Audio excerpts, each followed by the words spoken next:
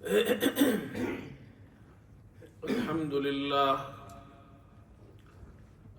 لله وكفى وسلام على عباده الذين اصطفى أما بعد فأعوذ بالله من الشيطان الرجيم بسم الله الرحمن الرحيم ما كان محمد أبا أحد من رجالكم ولكن رسول الله وخاتم النبيين وكان الله بكل شيء عليما صدق الله مولانا العظيم. بزرگان محترم اور برادران عزیز، سورہ احزاب کی ایک آیت کریمہ آپ حضرات کے سامنے تلاوت کی گئی ہے. اس آیت کریمہ میں اللہ رب العزت نے رسول کریم جناب محمد الرسول اللہ صلی اللہ علیہ وسلم کی ختم نبوت کو ذکر کیا ہے کہ آپ اللہ تعالیٰ کے آخری نبی ہیں. اللہ تعالیٰ نے نبوت کو، رسالت کو آپ پر ختم کر دیا ہے، یعنی اب آپ کے بعد کوئی نیا نبی نہیں آئے گا. اللہ تعالیٰ کا ارشاد ہے کہ محمد تمہارے مردوں میں سے کسی کے باپ نہیں، لیکن وہ اللہ کے رسول ہے اور خاتم النبیین ہے. یہ ہمارا عقیدہ ہے، مسلمانوں کا عقیدہ ہے کہ اللہ تعالیٰ نے حضرت آدم علیہ السلام سے نبوت کی ابتدا فرمائی اور محمد الرسول اللہ صلی اللہ علیہ وسلم پر نبوت کی تکمیل فرمائی. اللہ رب العزت نے جتنے انبیاء بھیجے ہیں ان میں زیادہ تر انبیاء بنی اسرائیل میں سے ہیں. حضرت ابراہیم علیہ السلام کے دو بیٹے تھے، ایک کا نام حضرت اسحاق علیہ السلام اور دوسرے حضرت اسماعیل علیہ السلام. حضرت اسماعیل علیہ السلام سے اللہ تعالیٰ نے عربوں کی نسل چلائی اور آخر میں محمد الرسول اللہ صلی اللہ علیہ وسلم پیدا ہوئے تو اللہ نے ان کو امام الانبیاء اور خاتم النبیین بنا کر مبعوث فرمایا. اور ابراہیم علیہ السلام کے دوسرے بیٹے حضرت اسحاق علیہ السلام، پھر ان کے بیٹے ہیں یعقوب علیہ السلام، اور یعقوب علیہ السلام کا لقب ہے اسرائیل. اسرائیل کا معنی ہے عبداللہ، اللہ کا بندہ. اور پھر حضرت یعقوب علیہ السلام کی 12 اولاد ہیں، ان میں سے ایک حضرت یوسف علیہ السلام ہے.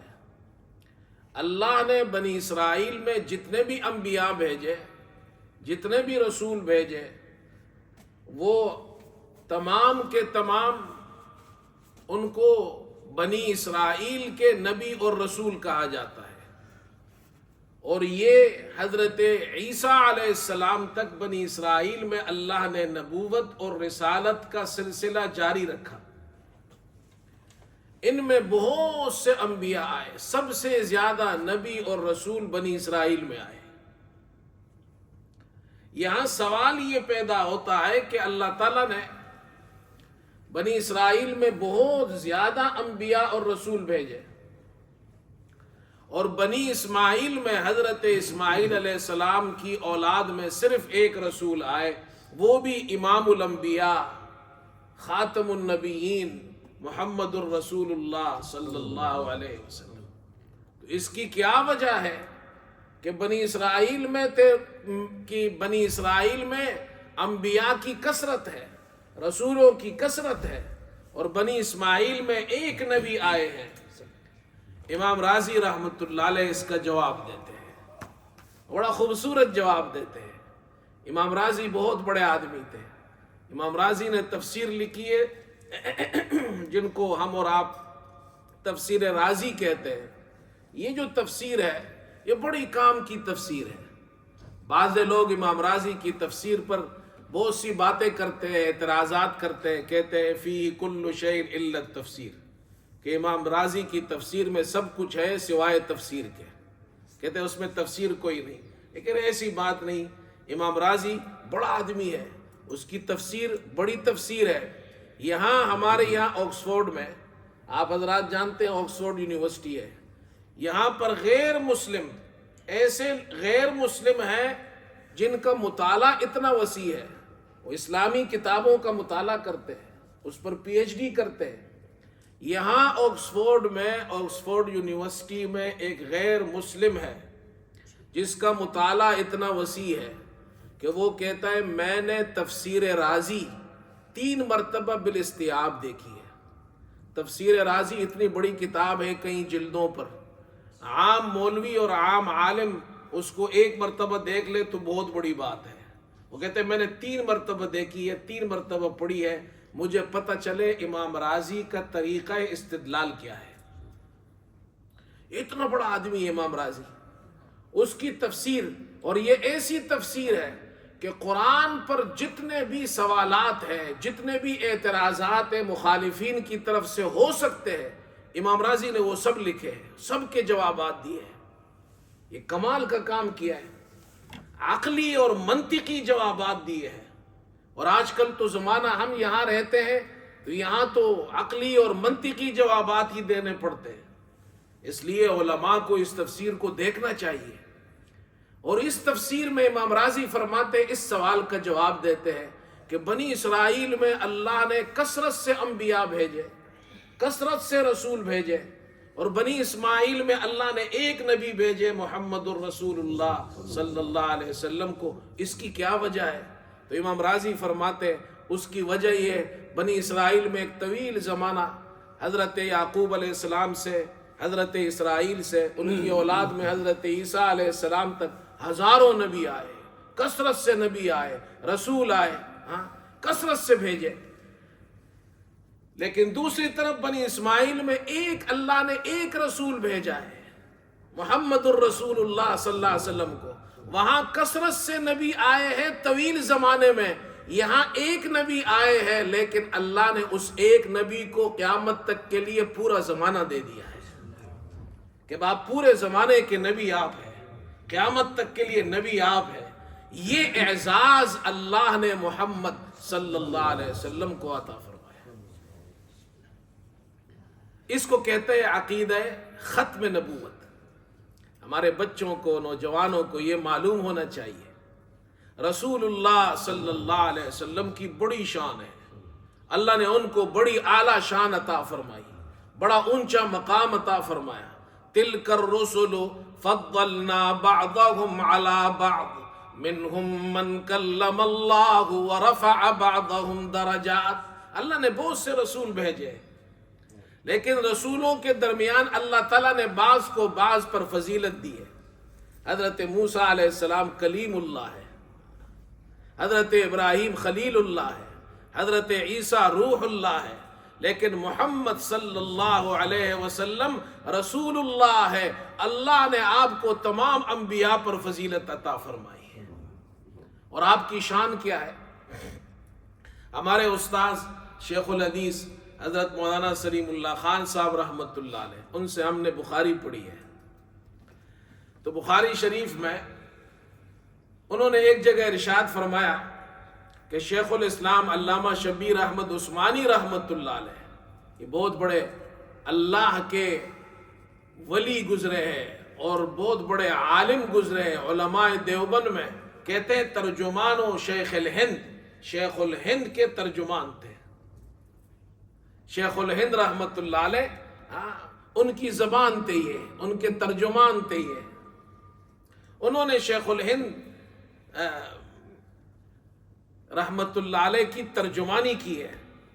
تو وہ علامہ شبیر احمد عثمانی رحمت اللہ علیہ فرماتے ہیں کہ قرآن پاک میں آپ دیکھیں حضرت موسیٰ علیہ السلام کا جہاں ذکر آیا ہے تو ایسا محسوس ہوتا ہے کہ اللہ تعالیٰ نے حضرت موسیٰ کا ذکر محبت کے ساتھ کیا ہے کہ وہ اللہ کے بڑے محبوب ہیں۔ ایک جگہ اللہ ارشاد فرماتے ہیں وَأَلْقَيْتُ عَلَيْكَ مَحَبَّةً مِّنِّي، اے موسیٰ میں نے تجھ پر اپنی طرف سے خاص محبت ڈال دی ہے۔ ایسا مقام اللہ نے عطا فرمایا محبوبیت کا۔ تو علامہ شبیر احمد عثمانی رحمت اللہ علیہ فرماتے ہیں کہ مجھے تشویش ہوئی کہ یہ جو عنوان ہے یہ ایسا عنوان موسیٰ علیہ السلام کے لیے قرآن میں اللہ نے ذکر کیا ہے کہ مجھے محمد صلی اللہ علیہ وسلم کے لیے ایسا عنوان نظر نہیں آیا۔ تو مجھے تشویش ہوئی کہ محمد صلی اللہ علیہ وسلم تو تمام انبیاء میں سب سے افضل ہے، تو حضرت موسیٰ علیہ السلام سے بھی افضل ہے۔ تو جب مجھے یہ تشویش پیدا ہوئی تو میں نے قرآن میں غور کیا، تو قرآن کریم کی یہ آیت کریمہ میرے سامنے آئی، قُلْ إِن كُنتُمْ تُحِبُّونَ اللَّهَ فَاتَّبِعُونِي يُحْبِبْكُمُ اللَّهُ۔ آپ فرما دیجئے کہ اے مسلمانوں، اگر تم اللہ سے محبت کرتے ہو، اللہ سے محبت کا دعویٰ کرتے ہو، میری اتباع کرو، محمد صلی اللہ علیہ وسلم کی اتباع کرو، اور اس محمد صلی اللہ علیہ وسلم کے پیچھے چلنے سے، ان کی اتباع کرنے سے صرف یہ فائدہ نہیں ہوگا کہ تمہاری محبت قبول ہو جائے گی، بلکہ فرمایا اللہ تمہیں محبوب بنا لے گا۔ جو محمد صلی اللہ علیہ وسلم کے پیچھے چلے گا، جو ان کی اتباع کرے گا، اللہ تعالیٰ فرماتے اللہ ان کو محبوب بنا لے گا۔ محمد صلی اللہ علیہ وسلم کے پیچھے چلنے والوں کی شان یہ ہے کہ وہ خدا کے محبوب بن جاتے ہیں، تو خود محمد کی شان کتنی بڑی ہوگی، وہ اللہ کے کتنے بڑے محبوب ہوں گے۔ تیری معراج کے تو لوح و قلم تک پہنچا، تیری معراج کے تو لوح و قلم تک پہنچا، میری معراج کے میں تیرے قدم تک پہنچا۔ محمد صلی اللہ علیہ وسلم کی اتباع کرنے سے اللہ ان کو اپنا محبوب بنا لے، تو محمد صلی اللہ علیہ وسلم کی خود شان کتنی بڑی ہوگی۔ اس لیے میرے دوستو، یہ جو عقیدہ ہے ختم نبوت کا، اس ختم نبوت کے عقیدے پر ہمارا ایمان ہے، اور رسول کریم صلی اللہ علیہ وسلم نے ایسی احادیث حدیث کی کتابوں میں آئی ہیں، جو تقریباً 200 سے زیادہ حدیثیں ہیں جس میں عقیدہ ختم نبوت کو بیان کیا گیا ہے، اور قرآن کریم کے اندر 100 آیات ہیں جس میں عقیدہ ختم نبوت کو بیان کیا گیا ہے۔ حضرت صلی اللہ علیہ وسلم کے زمانے میں 2 جھوٹے نبی پیدا ہوئے، ایک کا نام تھا اسود عنسی اور دوسرے کا نام تھا مسیلمہ۔ اسود عنسی اس نے یمن میں مسلمانوں کو قتل کیا اور ان سے جنگ کی، ان کی حکومت پر، مسلمانوں کی حکومت پر قابض ہو گیا اور نبوت کا دعویٰ کیا۔ رسول کریم صلی اللہ علیہ وسلم نے فیروز دیلمی کو اور صحابہ کو بھیجا، مقابلہ ہوا، اسود عنسی کا کام تمام ہو گیا۔ دوسرا شخص تھا جس کا نام تھا مسیلمہ۔ اس مسیلمہ نے بھی نبوت کا دعویٰ کیا۔ حضرت صلی اللہ علیہ وسلم کے زمانے میں یہ آیا اور آپ صلی اللہ علیہ وسلم سے اس کی ملاقات ہوئی، اور اس نے کہا کہ اگر آپ مجھے اپنا جانشین بنا لیں، یعنی آپ کے بعد میں آپ کا جانشین ہوں، تو میں آپ پر ایمان لانے کو تیار ہوں۔ آپ صلی اللہ علیہ وسلم کے ہاتھ میں ایک چھوٹی سی لکڑی تھی، آپ نے فرمایا اگر تم مجھ سے یہ مانگو تو میں تمہیں یہ دینے کے لیے بھی تیار نہ ہوں۔ اس نے رسول اللہ صلی اللہ علیہ وسلم کو خط لکھا، اور 2 آدمی اپنے قاصد بھیجے خط دے کر، اور اس خط میں یہ لکھا من مسیلمۃ رسول اللہ الی محمد رسول اللہ۔ اس نے کہا یہ مسیلمہ جو اللہ کا رسول ہے، اس کی طرف سے محمد رسول اللہ کے لیے ان کی طرف یہ خط ہے، اور اس خط میں کیا لکھا کہ فَإِنِّي قَدْ أُشْرِكْتُ فِي هَذَا الْأَمْرِ مَعَكَ، اس معاملے میں مجھے آپ کا شریک بنایا گیا ہے۔ اور آگے کہا إِنَّ لَنَا نِصْفُ الْأَرْضِ وَلِقُرَيْشٍ نِصْفُ الْأَرْضِ، آدھی زمین ہماری ہے، آدھی قریش کی ہے۔ وَلَكِنَّ قُرَيْشًا قَوْمٌ يَعْتَدُونَ، قریش جو ہے یہ زیادتی کرتے ہیں۔ رسول اللہ صلی اللہ علیہ وسلم نے وہ خط پڑھا، اور ان قاصدوں سے جو دو قاصد تھے ان سے پوچھا کہ تمہارا کیا عقیدہ ہے، تم کیا کہتے ہو؟ انہوں نے کہا کہ ہمارا بھی وہی عقیدہ ہے جو مسیلمہ نے کہا ہے، ہم اس کے قاصد ہیں۔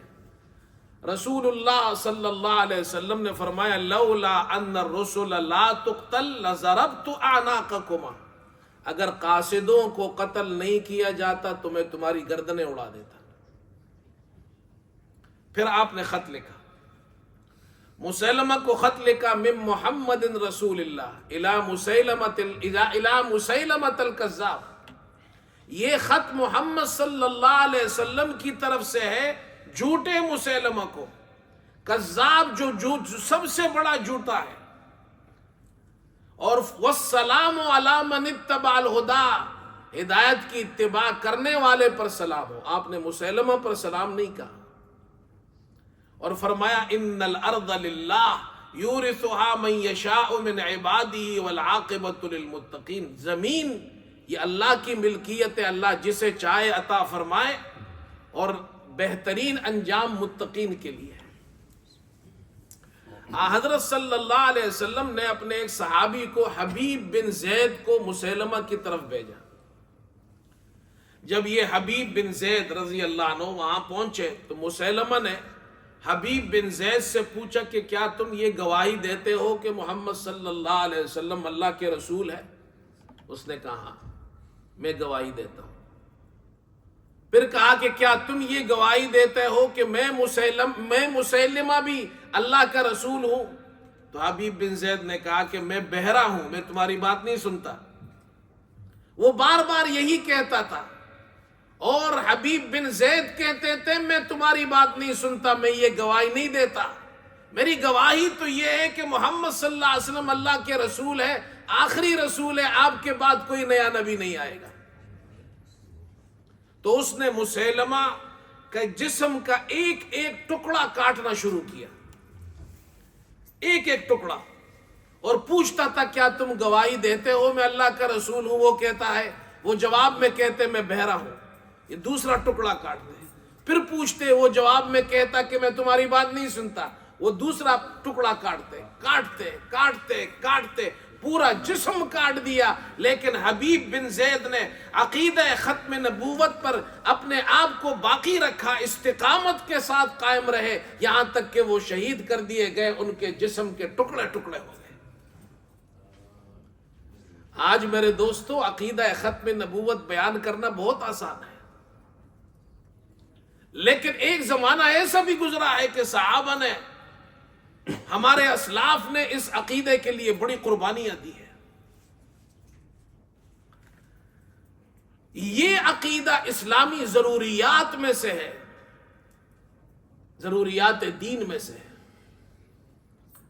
اگر کوئی شخص محمد صلی اللہ علیہ وسلم کو اللہ کا نبی مانتا ہے، رسول مانتا ہے، سارے نبیوں پر ایمان ہے، قرآن پر بھی ایمان ہے، نماز بھی پڑھتا ہے، روزہ بھی رکھتا ہے، زکوٰۃ بھی دیتا ہے، سب کچھ کرتا ہے، لیکن وہ یہ کہتا ہے کہ محمد صلی اللہ علیہ وسلم کے بعد نعوذ باللہ کوئی اور بھی نبی ہے، نیا نبی ہے، چاہے وہ نیا نبی مسیلمہ ہو، اسود عنسی ہو، یا مرزا غلام احمد قادیانی ہو، کسی کو بھی اگر نبی مانتا ہے یا کوئی نئی نبوت کا دعویٰ کرتا ہے تو وہ جھوٹا ہے، سب سے بڑا جھوٹا ہے، دجال ہے، کذاب ہے، اس کا اسلام سے کوئی تعلق نہیں ہے۔ رسول اللہ صلی اللہ علیہ وسلم کی ختم نبوت کو ایک مثال سے سمجھیے، اللہ تعالیٰ نے آپ پر نبوت کو مکمل کر دیا ہے، اب آپ کے بعد کوئی نیا نبی نہیں ہے۔ اس کے ایک مثال سے سمجھیے، ایک دائرہ ہوتا ہے اور اس دائرے کے درمیان ایک مرکز ہوتا ہے، اس کو کہتے ہیں مرکز دائرہ، اور دائرے کے ارد گرد جتنی چیزیں گردش کرتی ہے وہ اس مرکز کے گرد گردش کرتی ہے۔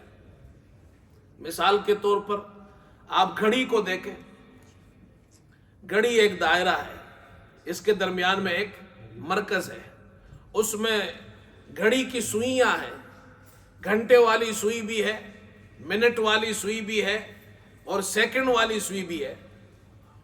یہ گردش کرتی ہے اس گھڑی میں، آپ کو وقت بتاتی ہے 1 بج گیا، 2 بج گئے، اتنے منٹ ہو گئے، اتنے سیکنڈ ہو گئے، اس لیے کہ وہ سوئیاں اس مرکز سے جڑی ہوئی ہے۔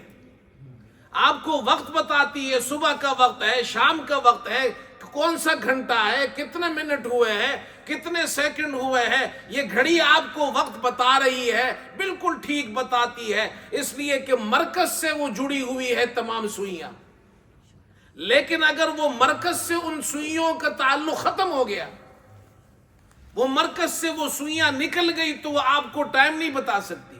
وہ کتنی خوبصورت گھڑی ہے، وہ کتنی قیمتی گھڑی ہے، لیکن اس میں سے اگر کوئی سوئی اس مرکز سے ہٹ گئی، وہ آپ کو ٹائم نہیں بتا سکتی وہ گھڑی۔ اسی طرح محمد صلی اللہ علیہ وسلم کے ختم نبوت کو یوں سمجھیے، یہ دائرے کا مرکز ہے، یہ دائرے کا مرکز ہے، اور پورا ایمان اور جتنے عقائد ہیں یہ اس کے ارد گرد گردش کر رہے ہیں۔ توحید ہے، رسالت ہے، قرآن کریم پر ایمان ہے، گزشتہ کتابوں پر ایمان، فرشتوں پر ایمان، قبر ہے، عالم برزخ ہے، قیامت ہے، یوم البعث ہے، یوم النشور ہے، یہ اس کے ارد گرد گردش کر رہے ہیں، اس مرکز کے ارد گرد۔ اور اگر اس مرکز کا نظام خراب ہو گیا تو جتنی چیزیں ارد گرد گردش کر رہی ہے یہ سب خراب ہو جائیں گی۔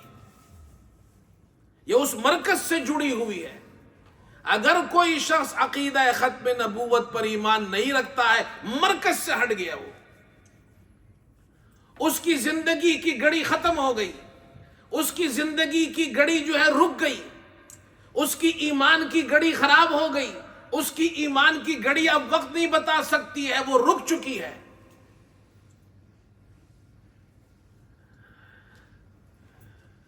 اور عقیدہ ختم نبوت ایسا عقیدہ ہے کہ جب سورج نکلتا ہے تو سورج یہ اعلان کرتا ہے کہ دنیا کے جتنے بھی روشنیوں کے، نور کے، لائٹ کے مراتب ہیں، جتنے بھی مراتب ہیں، جتنی بھی روشنیاں ہیں، جتنی بھی لائٹیں ہیں، جتنے بھی نور ہیں، جتنے بھی چراغ ہیں، ستارے رات کو چمکتے ہیں، روشن نظر آتے ہیں، لیکن جب سورج نکلتا ہے دنیا کے تمام روشنیوں کے جتنے بھی مراتب ہیں وہ سورج پر جا کر ختم ہو جاتے ہیں۔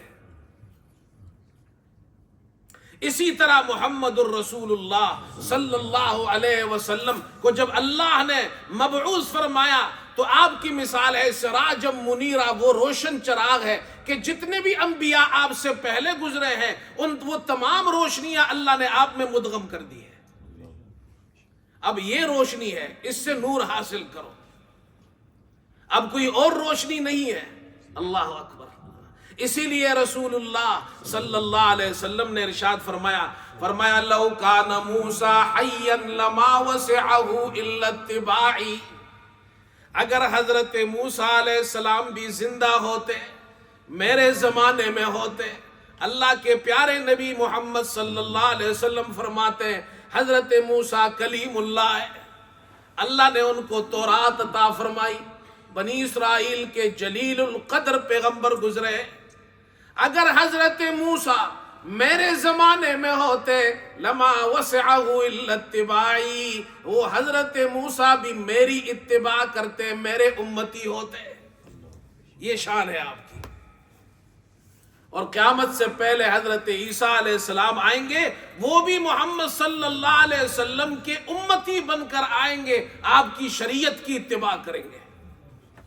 یہ شان اللہ نے آپ کو عطا فرمائی ہے، یہ مقام اللہ تعالیٰ نے آپ کو عطا فرمایا ہے۔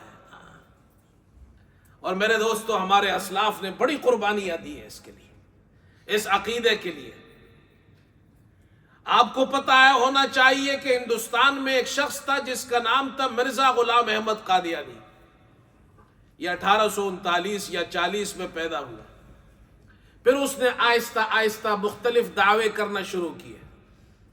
پہلے کہا میں مجدد ہوں، پھر کہا میں ملہم من اللہ ہوں، اور پھر کہا کہ میں مسیح موعود ہوں، میں ذلی نبی ہوں، اور آخر میں کہا کہ تشریعی نبوت کا دعویٰ کیا اس نے. اس دور میں یہ آج سے 100 سال سے بھی زیادہ پہلے 1839 یا 40 میں پیدا ہوا. پھر اس کے بعد اس نے دعوے کرنا شروع کیے. تو ہندوستان کے اندر 1884 میں لدھیانہ کے علماء تھے، حضرت مولانا محمد لدھیانوی، حضرت مولانا عبداللہ لدھیانوی، حضرت مولانا اسماعیل لدھیانوی. ان حضرات نے اس وقت سب سے پہلا فتویٰ مرزا غلام احمد قادیانی پر یہ لگایا کہ یہ شخص مجدد نہیں ہے بلکہ یہ شخص زندیق ہے، مرتد ہے، اسلام سے خارج ہو گیا ہے. سب سے پہلا فتویٰ انہوں نے لگایا. پھر ہمارے اکابرین نے، علماء نے اس عقیدے کے لیے کہ مسلمانوں کے اس عقیدے کا تحفظ ہو، ہمارے بچوں اور بچیوں کے عقیدے ٹھیک ہو کہ محمد صلی اللہ علیہ وسلم اللہ کے آخری نبی اور رسول ہے، انہوں نے اس کے لیے بڑی قربانیاں دی، جیلیں کاٹی، تکلیفیں اٹھائی. یہاں تک کہ 1930 میں لاہور کے اندر مولانا احمد علی لاہوری، شیخ التفسیر، شیخ المشائخ، بہت بڑے عالم بزرگ، انہوں نے علماء کو اکٹھا کیا. 500 علماء کو اکٹھا کیا، جس میں حضرت علامہ انور شاہ کشمیری رحمت اللہ علیہ بھی تھے، اور حضرت مولانا امیر شریعت عطا اللہ شاہ بخاری رحمت اللہ علیہ کو علامہ انور شاہ کشمیری نے امیر شریعت مقرر کیا، ان کو یہ مقام اور خطاب دیا، ان کو یہ ڈیوٹی لگائی.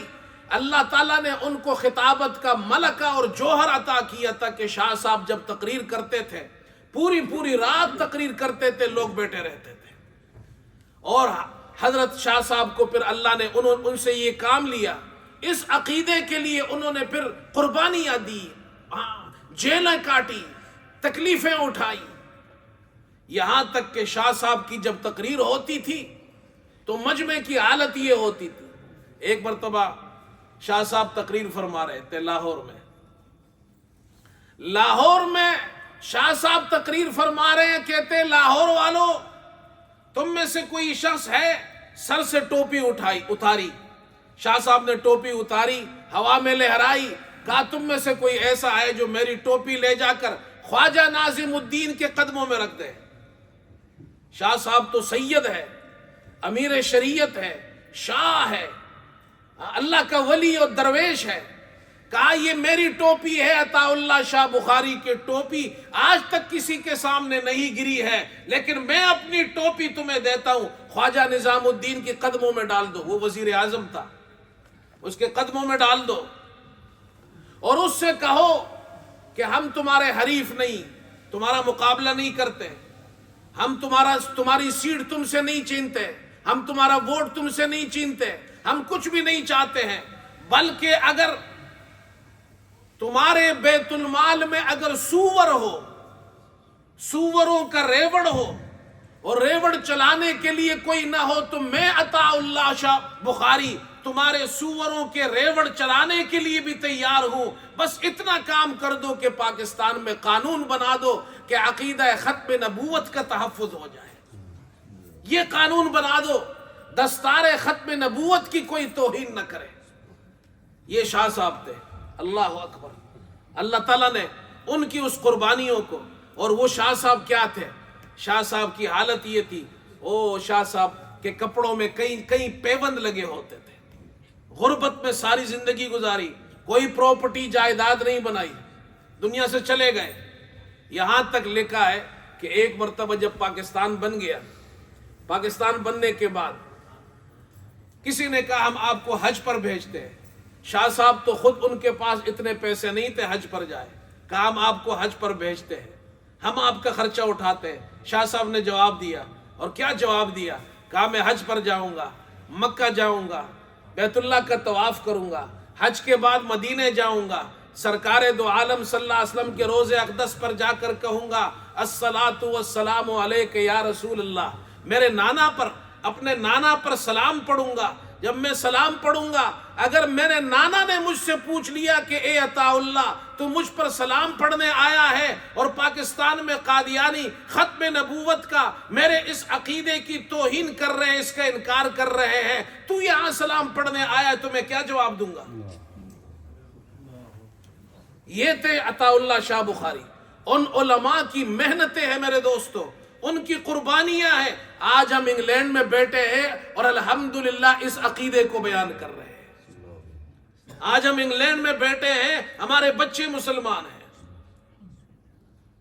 یہ ان علماء اکابرین کی محنت ہے میرے دوستو۔ 1974 میں 90 سال کا عرصہ ہے، 1884 سے لے کر 1974 تک 90 ایئرز علماء نے قربانیاں دی ہے۔ تب اس کے بعد جا کر پاکستان کی قومی اسمبلی میں یہ قانون بنا کہ قادیانی اور اس کے ماننے والے اسلام سے خارج ہے، اسلام سے کوئی تعلق نہیں ہے اس کا۔ اس لیے میرے دوستو ایک بات اور بھی کہہ دوں آخر میں آپ کو، یہ جو ہمارے انگلینڈ میں بزرگ ہے، میں ان بزرگوں کے پاس کبھی کبھی بیٹھتا ہوں، بہت سے ہمارے مسجد کے بزرگ تھے، انتقال ہو گیا ان کا، اللہ تعالیٰ ان کی مغفرت فرمائے، ان کے درجات بلند فرمائے۔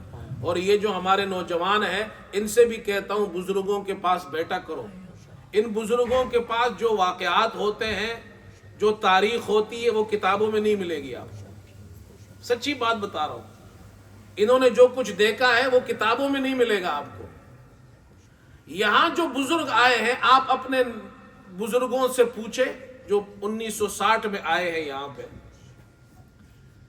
وہ ہمیں یہ بتاتے ہیں کہ جب ہم یہاں آئے نئے 60 میں، یعنی آج سے کتنے سال ہو گئے، 60-65 سال پہلے، تو ہم نئے مسلمان تھے، یہاں مسجدیں نہیں تھی، اور وہ مشکل وقت تھا جو ہمارے بزرگوں نے یہاں گزارا، تو ہم نماز کا اہتمام کرتے تھے، جمعے کا اہتمام کرتے تھے، حلال گوشت بڑی مشکل سے ملتا تھا۔ تو جو یہاں کے مقامی لوگ ہیں وہ ہم سے کہتے تھے کہ تم نئے آئے ہو، مسلمان ہو، نمازیں پڑھتے ہو، اسلام پر چلتے ہو، کوئی بات نہیں ہے، کرتے رہو، تمہاری اگلی نسل وہ ہماری ہوگی، تمہاری نہیں ہوگی۔ ایسا ہے یا نہیں؟ ایسے ہی کہتے تھے نا، وہ کہتے تھے تمہاری اگلی نسل ہماری ہوگی، تمہاری نہیں ہوگی۔ لیکن میرے دوستو ان کی بات غلط ثابت ہوئی۔ آج الحمدللہ 65 سال بعد ان بزرگوں کی تیسری نسل بھی مسلمان ہے جو مسجد میں بیٹھی ہوئی ہے۔ ان کی بات جھوٹی ثابت ہوئی۔ الحمدللہ ان کی پہلی نسل بھی مسلمان، دوسری نسل بھی مسلمان، اور آج تیسری نسل بھی، یہ جو بچے نظر آ رہے ہیں آپ کو، یہ تیسری نسل ہے، ہو سکتا ہے کسی کی چوتھی نسل بھی ہو 65 سال بعد۔ یہ کیوں مسلمان ہے؟ یہ صرف اس لیے مسلمان ہے، وہ جو ہمارے بزرگ آئے تھے، وہ بزرگ پڑھے لکھے نہیں تھے، ایجوکیٹڈ نہیں تھے، وہ انگوٹھا چاپ تھے، مزدور تھے، ملوں میں کام، فیکٹریوں میں کام کرتے تھے، لیکن وہ بزرگ ایسے سچے مسلمان تھے کہ انہوں نے اتنا بڑا کارنامہ برطانیہ میں انجام دیا ہے کہ انہوں نے ہر جگہ جہاں رہے سب سے پہلا کام یہ کیا، اپنا گھر بعد میں بنایا، مسجد پہلے بنائی۔ یہ ان کو کریڈٹ جاتا ہے۔ اور مسجد بھی کیسے بنائی؟ ان کی تنخواہ تو چھوٹی سی ہوتی تھی، اور تنخواہ پاکستان بھی بھیجنی ہے، یہاں خود بھی اس میں سے خرچہ نکالنا ہے، جو پیسے بچ جائے اسی کو چندہ کر کے، جمع کر کے، قرضے لے کر مسجد بنائی۔ یہ جو آپ کی مسجد ہے یہ 1984 میں یہ خریدی گئی جگہ، کتنے سال ہو گئے؟ گنتے رہو کتنے سال ہو گئے؟ 40 سال ہو گئے۔ 40 سال پہلے مسلمانوں نے یہ جگہ خریدی۔ آج الحمدللہ اسی مسجد میں ہمارے آکسفورڈ کے بچے جو یہاں اس مسجد میں بڑے حافظ بنے، عالم بنے، اب یہاں ٹیچنگ کر رہے ہیں۔ یہ اس مسجد کی برکات ہے۔ اسی طرح ہر شہر میں آپ جائے آپ کو مسجدیں ملیں گی۔ معلوم یہ ہوا آج جو انگلینڈ کے مسلمانوں کی تیسری اور چوتھی نسل مسلمان ہے وہ صرف اور صرف مسجد کی وجہ سے ہے۔ اگر آپ مسجد سے تعلق نہیں رکھیں گے، یقین جانیے آپ کی اولاد، ہماری اولاد، اگر ہم مسجد سے ختم ہو جائے وہ اگلی نسل ہماری مسلمان نہیں رہے گی۔ اور ایسے واقعات یہاں ہوتے ہیں، الحمدللہ مسلمان یہاں موجود ہے، مسلمان یہاں الحمدللہ دین پر عمل کر رہے ہیں، مسلمان یہاں اسلام پہ، اور یہاں خوشی ہوتی نوجوان کی داڑیاں ہیں، پوری داڑیاں رکھتے ہیں، مسجدوں میں آتے ہیں، درسوں میں بیٹھتے ہیں، تبلیغی جماعت میں جاتے ہیں۔ جتنے میں فضائل بیان کرتا رہوں میں بیان کر سکتا ہوں، لیکن ایک بات بھی بیان کرنا ضروری ہے، الحمدللہ یہاں ایسے مسلمان بھی ہیں جو انگریز تھے، غیر مسلم تھے، اسلام قبول کیا، زندگی اسلام پر گزاری، ایک اکیلا مسلمان، خاندان میں کوئی مسلمان نہیں ہے۔ جب اس کا انتقال ہوا تو خاندان والوں نے ہمیں فون کیا اور انہوں نے کہا کہ امام صاحب this is your man, this is not our man، یہ ہمارا جو بھائی بیٹا ہے، ان کا انتقال ہوا ہے، ہمارا بھائی ہے، ہمارا بیٹا ہے، لیکن یہ مرنے کے بعد ہمارا نہیں ہے، آپ کا ہے، مسلمان ہے، آپ لے جائے اپنے طریقے سے جنازہ پڑھے، دفن کرے۔ ایسا ہے یا نہیں؟ اور دوسری طرف افسوس سے کہنا پڑتا ہے جن لوگوں نے مسجد سے تعلق ختم کیا تو یہاں ایسے واقعات بھی ہوئے ہیں ایسے واقعات، اللہ معاف فرمائے، رونگٹے کھڑے ہو جاتے ہیں ایسی باتیں سن کر۔ ایسے واقعات بھی ہوئے، باپ مسلمان ساری زندگی اور ایسا مسلمان بائی برتھ مسلمان، اس کی عمر 60 سال ہوئی، 65 سال ہوئی، 70 سال، 80 سال عمر ہوئی، بائی برتھ مسلمان ہے، اس بزرگ باپ کا انتقال ہوا، اس کے سگے بیٹے نے جس کو دین کا پتہ نہیں، اسلام کا پتہ نہیں، اس نے اپنے مسلمان باپ کو جلا کر دفن کیا ہے۔ ایسا ہوا یا نہیں ہوا؟ کیوں؟ اس لیے کہ اس بیٹے کو اس باپ نے دین نہیں سکھایا، اس بیٹے کو اس باپ نے مسجد نہیں لے گیا، اسے قرآن نہیں پڑھایا۔ اس لیے میرے دوستو، جب یہ اسکول کی چھٹیاں ہوتی ہے نا تو میں زیادہ تر بیان ہمارے بچوں کے لیے کرتا ہوں، نوجوانوں کے لیے کرتا ہوں، ان کی تربیت کے لیے کرتا ہوں۔ آپ سے تو ہم اور آپ پورے سال ہمارے آپ کے درمیان جمعے کے بیانات ہوتے رہتے ہیں، وہ میں آپ سے متعلق کرتا ہوں، لیکن جب بچوں کی چھٹیاں ہوتی ہیں تو میں ایسے مسائل بیان کرتا ہوں جن کا تعلق ہماری نوجوان نسل سے ہے کہ ان کا ایمان محفوظ رہے۔ یہ جو ہمارے بزرگ ہیں ان کی مثال اس درخت کی سی ہے، جو بوڑھا درخت ہو نا پرانا، وہ مضبوط ہوتا ہے، اس کی جڑیں گہری ہوتی ہے، اس کو ہلا نہیں سکتے آپ۔